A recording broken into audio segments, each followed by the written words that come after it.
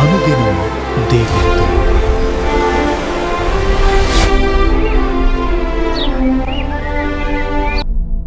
Praise the Lord. అనుదినం దేవునితోనే కార్యక్రమాన్ని చూస్తున్న మీ అందరికీ మన ప్రభు అయిన రక్షకుడైన యేసుక్రీస్తు ఘనమైన నామంలో వందనాలు. ఉదయకాలం దేవుని వాక్యం చూసుకుందాం. మత్తయి సువార్త 5వ అధ్యాయం 44వ వచనం. మీరు పరలోకమందున్న మీ తండ్రికి కుమారులై ఉండునట్లు మీ శత్రువులను ప్రేమించుడి. ఒక క్రైస్తవునికి శత్రువు సాతాను మాత్రమే. సాతాను దేవుని శత్రువు. దేవుని శత్రువు దేవుని బిడ్డలకు శత్రువే. అయితే యేసుక్రీస్తు ప్రభువారు ఈ లోకంలో ఉన్నప్పుడు ఆయన తనను ద్వేషించు వారిని, హింసించు వారిని, అవమానించినటువంటి వారిని ప్రేమించినాడు. ఆయన వారిని క్షమించినాడు.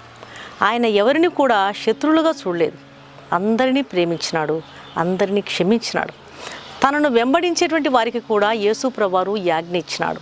మీ శత్రువులను ప్రేమించుడి అనేటువంటి ఆజ్ఞ ఇచ్చినాడు.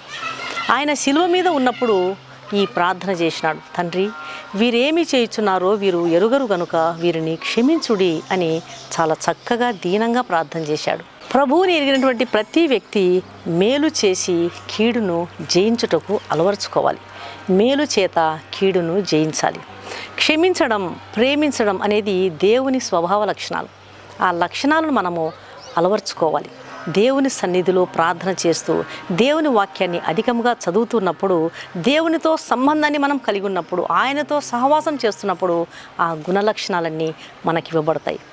ఒకసారి ఆస్ట్రేలియా దేశంలో రెవరెండ్ శామ్యూల్ అనేటువంటి ఒక దైవజనుడు ఒక సంఘములో సంఘ కాపరిగా పనిచేస్తున్నాడు. ఈ సంఘంలో ఉన్నటువంటి వారిని ముఖాముఖిగా కూడా కొన్ని సందర్భాల్లో వారు చేసేటువంటి తప్పులను బట్టి వారిని ప్రేమించి వారిని ముఖాముఖిగా మందలించేవాడు. సంఘస్థుల పాపాలను ఎన్నడూ ఆయన దాచిపెట్టేవాడు కాదు. వాటిని బట్టి ఆయన వారిని మందలించేవాడు, గట్టిగా గద్దించేవాడు. అయితే పాస్టర్ గారు ఇచ్చేటువంటి గద్దింపులను, దిద్దుబాటులను, హెచ్చరికలను ఇష్టపడని కొందరు ఆ సంఘాన్ని విడిచిపెట్టి వెళ్ళిపోయినారు.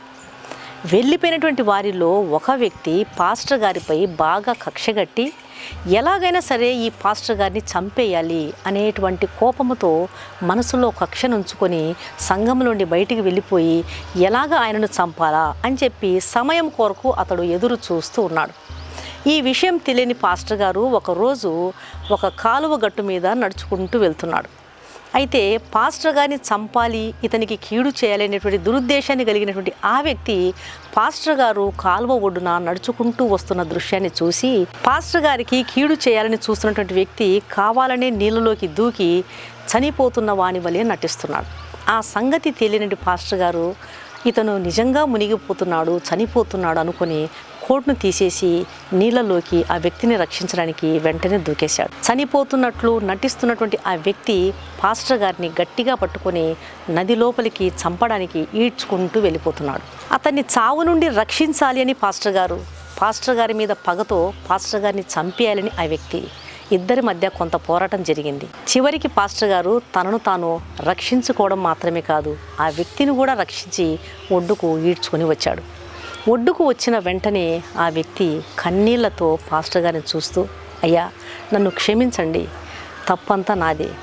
నేను మీకు కీడు చేయాలని తలంచినాను, కానీ మీరు నాకు ప్రేమతో ప్రాణభిక్ష పెట్టారు.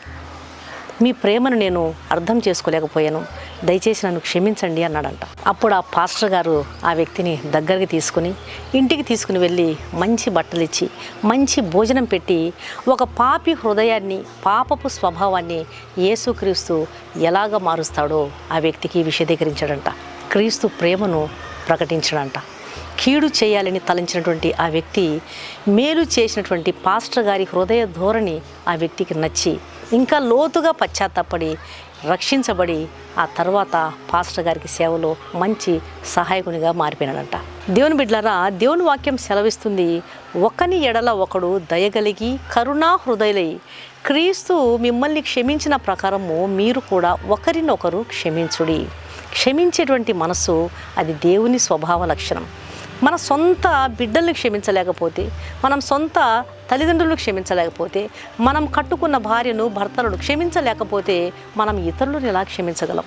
క్షమాపణ అనేది చాలా విలువైనది. క్షమించడం, క్షమాపణ కోరడం మనం చేసినటువంటి తప్పులకు క్షమాపణ కోరుకోవాలి. మన పట్ల ఎవరైనా సరే కఠినంగా వ్యవహరించిన వారి పట్ల క్షమించేటువంటి గుణాన్ని మనం అలవర్చుకోవాలి. అందుకొరకే మేలు చేత కీడును జయించమని దేవుని వాక్యం సెలవిస్తుంది. మన హృదయ ధోరణిని, మన స్వభావ లక్షణాలను, మన మాదిరిని, మన జీవిత విధానాన్ని గమనించేటువంటి వారు ఎంతోమంది ఉంటారు. అలాంటి వారు మనలో క్రీస్తును చూసి వారును క్రీస్తు వైపు ఆకర్షితులవుతారు. కాబట్టి నా ప్రియమైన దేవుని బిడ్డలారా, యేసుక్రీస్తు ప్రభువారు మనల్ని క్షమించిన ప్రకారం మనము కూడా అదే మనసు కలిగి అందరినీ క్షమించడానికి, మన ఎడల అపరాధము జరిగించిన వారిని ముఖ్యంగా క్షమించి వారికి క్రీస్తు ప్రేమను చూపడానికి ప్రభు మనకు సహాయం చేయనుగాక. కళ్ళు మూసుకోండి, ప్రార్థన చేస్తాను. పరిశుద్ధుడైన తండ్రి, ప్రేమగల నాయన, నీకు స్తోత్రములు ప్రభువా. ఈ ఉదయకాల సమయంలో మీరు ఇచ్చినటువంటి గొప్ప శ్రేష్టమైనటువంటి ఆజ్ఞను, వాక్యమును బట్టి నీకు వందనాలయ్యా. మీరు పరలోకమందున మీ తండ్రికి కుమారులై ఉండినట్లు మీ శత్రువులను ప్రేమించండి అంటున్నారు. ప్రేమ గల స్వభావము అది నీ స్వభావం నాయన. కాబట్టి మీ స్వభావాన్ని, మీ గుణ లక్షణాలను మేము ధరించుకున్నటకు సహాయం చేయండి. మిమ్మల్ని ఎరిగిన ప్రతి వ్యక్తి మేలు చేత కీడును జయించేటువంటి వ్యక్తిగా ఉండాలని మీరు ఆశిస్తున్నారు. అయ్యా, మీరు ఇచ్చినటువంటి గొప్ప ఆజ్ఞ, మీ శత్రువులను ప్రేమించు. అవునాయన, శత్రువులను ప్రేమించుటకు సహాయం చేయండి. ఎన్నడూ కూడా ద్వేషం అనేది మాలో నిలిచి ఉండకుండా కాపాడు. ఈ ప్రేమ చేత ఎన్నో ఆత్మలను మేము నీ ప్రేమ వైపుకు నడిపించాలి, మీ రాజ్యం వైపుకు నడిపించాలి. తండ్రి, సహాయం చేయండి. పరలోకమందున్న మీ చిత్తము భూమి యందు నెరవేరునుగా కానీ ప్రార్థన చేస్తున్నాం. మీ రాజ్యం వచ్చునుగా కానీ ప్రార్థన చేస్తున్నాం. అయితే మీ రాజ్యాన్ని విస్తరింప చేసేటువంటి భాగ్యం, గొప్ప లక్షణం మాలో ఉండాలి నాయన. దయచేసి తండ్రి, మీరు సహాయం చేయండి. మీ రాజ్యం విస్తరించాలంటే ఖచ్చితంగా మేము మీ గుణ లక్షణాలు కలిగి ఉండాలి. మీ ప్రేమను మేము చూపాలి. మీ మార్గంను మేము సరళం చేసేటువంటి వారంగా మేము ఉండాలి ప్రభువా. దయచేసి తండ్రి, మీరే కనికరించండి. ఎక్కడ ఆత్మల రక్షణకు అడ్డుబండలుగా మేము ఉండకుండా కాపాడండి. ఏ ద్వేషం, ఏ కోపం, ఏ విధమైన చెడు మా హృదయంలో నిలిచి ఉండకుండా కాపాడండి. నా తండ్రి, పాపికి ఖచ్చితంగా మీరు మీ స్వభావాన్ని ఇస్తారు నాయన. పాపపు స్వభావాన్ని మీరు మార్చివేస్తారు. అంత శక్తి ఉంది నీ శిలువ రక్తంలో ప్రభువా. ఆ రక్తం చేత ప్రతి ఒక్కరిని మీరు కడగండి. ఈ వాక్యం వింటున్న ప్రతి ఒక్కరిని మీరు దర్శించండి. మీ సహాయం బిడ్డలకు అందించండి. ఎగ్జామ్స్ రాస్తున్న బిడ్డలకు మీరు జయము దయచేయండి. గర్భిణులకు సుఖమైన ప్రసవం దయచేయండి. గర్భఫలం కొరకు ప్రయాసపడుతున్న వారికి మీ సహాయం అందించండి. వారిని మీరే ఆదరించండి. అయా, మీ యందు నమ్మకం, విశ్వాసం కలిగి ఉంటూ సహాయం చేయండి. నా ప్రార్థన ఆలకించండి తండ్రి. అయ్యా, మీరే కనికరించండి. రక్షణ లేని ప్రతి పాపిని మీరు రక్షించండి. మీరే కృప చూపించమని యేసు నామమున అడిగి వేడుకుంటున్నాను తండ్రి. ఆమెన్. ఈ వాక్యం విన్న ప్రియమైన దేవుని బిడ్డలారా, దయచేసి దేవుని వాక్యం అనేకులు విని మేలు పొందే విధంగా దేవుని వాక్యాన్ని షేర్ చేయండి. ఈ వాక్యం విన్న మీలో ఇంకా రక్షణ పొందని వారు ఎవరైనా ఉన్నట్లయితే దయచేసి క్రీస్తు ప్రభువారికి మీ హృదయాన్ని ఇవ్వండి. కలువరి శిలువలో ఆయన కార్చినటువంటి విలువైన రక్తంలో కడుగుబడితేనే ఒక పాపికి రక్షణ దొరుకుతుంది, నిరీక్షణ దొరుకుతుంది, నిత్య జీవము దొరుకుతుంది. పాపి ఎప్పుడు కూడా పరలోక రాజ్యానికి వెళ్ళలేడు. ఒక పాపికి విజయాన్ని ప్రసాదించేది, విజయాన్ని ప్రకటించేది శిలువ. శిలువ యొద్దకు నువ్వు వచ్చినట్లయితే తప్పకుండా ప్రభు నీకు విడుదలను, విమోచనను, పాప క్షమాపణ ఇస్తాడు. ఆయన ఇచ్చే ఉచితమైన రక్షణను స్వీకరించండి. ప్రభు ఇచ్చే ఆహ్వానాన్ని తృణీకరించవద్దండి. ప్రభు మీ ఆత్మను రక్షించునుగాక. God bless you.